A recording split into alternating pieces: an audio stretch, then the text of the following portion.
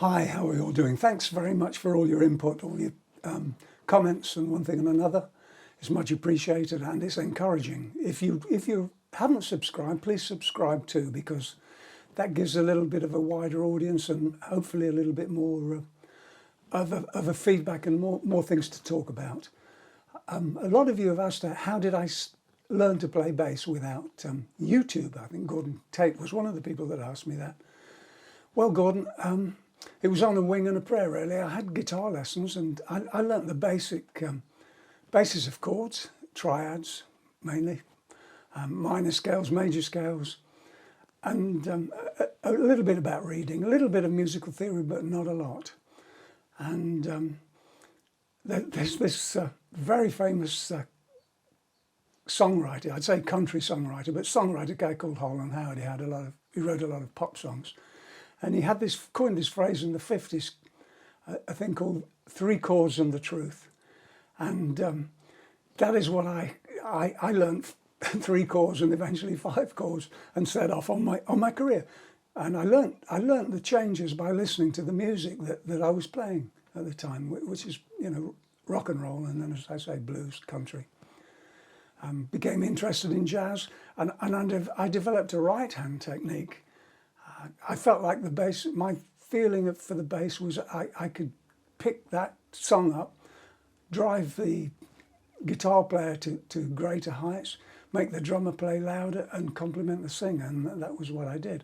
If I didn't know a chord, if a really difficult chord came along, then I figured out that I could pedal on the root note or the 4th or the 5th note. Most of the times they don't change it within a chord structure. But I learned as I went along. I read somewhere that 2 of the Beatles travelled halfway across Liverpool to meet a guy that knew A augmented, the chord A augmented. I mean, we were all learning on the way. And that has sustained me. I set out on a musical journey, if you like, not knowing where I was going, not knowing where it was going to end, and I still don't know where it's going to end. But I found a few signposts on the way, mostly by listening to records that I liked, putting my own ideas in, and some of the notes didn't fit because they were wrong. And learning to play the wrong notes is possibly part of the scale to train your ear, so that when it's wrong, you hear it's wrong. I also, another little step that I made was I in between 10 years after, between the Jaybirds becoming 10 years after, we had very little work. We were living in London, and I walked into town, and I pinned notices up in 3 or 4 music shops saying, bass player for hire, thinking maybe I could get some part-time gigs. And I did. First I played with a dance band, and that was all reading, and I was Billy Bluff on the bass. I could figure out roughly what it was, and I played along with it. I played with a psychedelic band, and then I got a call from a guy saying, I'm a jazz guitar player. I play in a restaurant, an exclusive nightclub restaurant, and I just need a bass player. Can you come and do the gigs? Well, I found out this guy was a guy called Denny Wright. Denny Wright, funnily enough, was one of the guitar players, and at the time I played with him, still was the guitar player for Lonnie Donegan. And Lonnie Donegan was one of the guys that got me started on playing guitar, so what a thrill. And Denny was probably one of the top jazz guitar players in London at the time too. And we were playing all these jazz standards. And Denny was very kind to me. He told me the chords, and I went home and learnt the chords. And I stayed up all night sometimes just trying to cram this knowledge into my head to learn these things. In fact, funnily enough, I was staying in a hotel in London, a hotel called the Madison Hotel. And one of the girls that was working there, I said, I'm just not getting any sleep, because during the day I was doing the odd session. And she said, take these pills. So she gave me these pills, these little pills. I don't know what they were, but I took them. And I was up for about 3 days. And I did a cram session. And eventually I did a crashing session. Fell asleep on the London Underground and missed my stop. But I learned a little bit about jazz there. And that was really informative. It's a funny gig, though. We had to play so quietly that you could hear the people dancing. You could hear the shoes creaking as they went round the dance floor.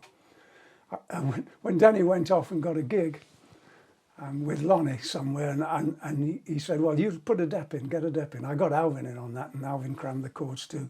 And we almost lost the gig because Alvin was too loud. When Denny came back, he said to me, you know, you've almost lost me the gig.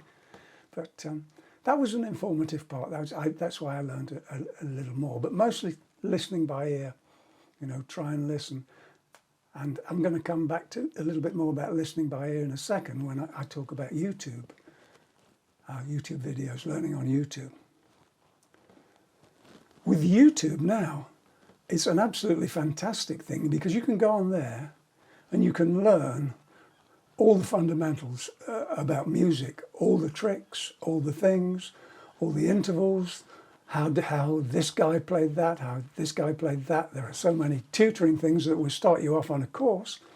And I reckon you could be, in 2 years, you could be well on the way to being a proficient player. But the thing about that is you've learned a technique, you've learned a way of playing the technique. So once you've got that technique, which took me years to learn, you need then to start listening to the music and using your technique to express what you feel about the music. Don't use the music to show your technique. That is the thing. It's like mathematics, you know. Learning techniques is mathematics. Learning to play the scales and all the other things and the intervals is mathematics. But where the creative comes in, where the heart comes in, where the soul comes in, what they call soul, or whatever you want to call it, is from the melody, from the music, the effect that it has on people.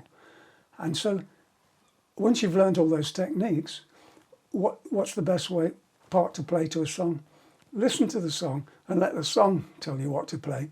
And be yourself, and then you will develop your own style. Now that is the downside. If you don't do that, and all you do is learn the techniques and learn the modes and the chords and the scales and all the other things, then you will just learn technique, but you won't get the soul. That's something you've got to develop, and that may take.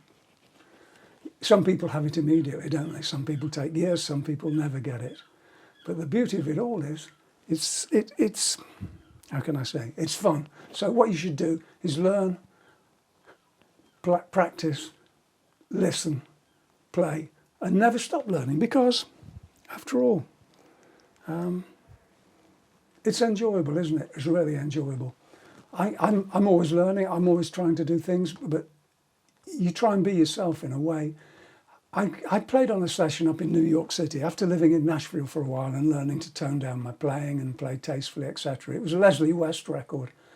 And I got up there and Leslie was ill. I was supposed to be helping him produce the record, but all the session musicians were there the first day. I got the phone call, Leslie's not coming in. Well, so we were paying for the studio, we were paying for the musicians. So I said, well, okay, we'll track, give me the key. He gave me the keys to the records and we said about recording the backing tracks. Leslie was going to put his bits on later. I think Papa Chubby was on that session. Anyway, we did the record, we did about 5 or 6 songs, maybe 8. Next day, Leslie comes in, listens back to them and he had a funny look on his face. And I said, is there a problem, Leslie? What's the... Is there anything wrong? He said, no. I thought you'd play the bass like you did, over the top like you did with 10 Years After. And what I'd done was, I thought to myself, work out a part for the verse, work out a part for the bridge, or channel as you call it, work out a part for the chorus, don't get in the way of the vocals, don't get in the way of the guitar solo, play sensibly.